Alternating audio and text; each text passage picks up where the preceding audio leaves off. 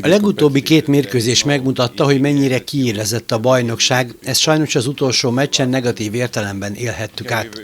Nincsenek könnyű mérkőzések, végig fegyelmezetten, nagy odafigyeléssel kell játszani.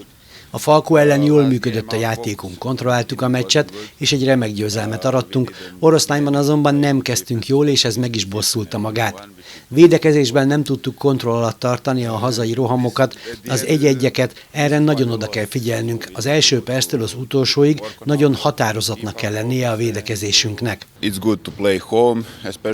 Itthon játsszuk a következő bajnokinkat, ez természetesen nagyon jó dolog, de nem szabad csak erre építenünk, mert egy jó csapat lesz a vendégünk, mely szerintem erősebb annál, mint amit az eredményei mutatnak. Jó karakterek alkotják, ráadásul győzelemből, sikerélményből érkezik. Nekünk az első másodperctől nagyon határozott és eredményes védekezésre lesz szükségünk.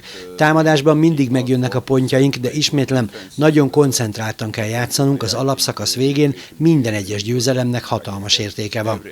A szurkolóink mindig sokat segítenek hazai pályán, bízom benne, hogy ezúttal is így lesz, és egy szép győzelemmel tudunk kiszolgálni minden egyes kilátogató szurkolót.